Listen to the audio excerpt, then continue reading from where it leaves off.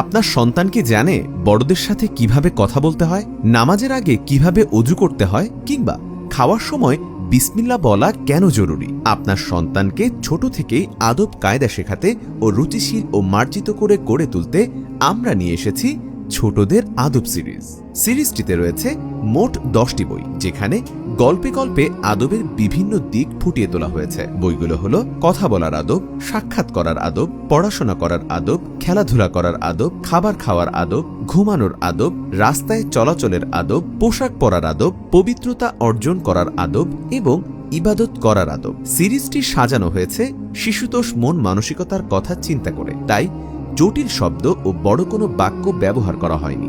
সহজ এবং সাবলীল ভাষা ব্যবহার করা হয়েছে। এর প্রতি পৃষ্ঠায় রয়েছে মন কাড়ার রঙিন ছবি ও দৃশ্য। আপনার সন্তানের আদব যেন সুন্দর হয়, সেই উদ্দেশ্যেই সাজানো হয়েছে সিরিজটি। তাই আপনার আদরের সন্তানকে আদব কায়দা শেখাতে, রুচিশীল ও মার্জিত করে গড়ে তুলতে এখনই অর্ডার করুন ছোটদের আদব সিরিজ। অর্ডার করতে নিচের অর্ডার নাও বাটনে ক্লিক করুন।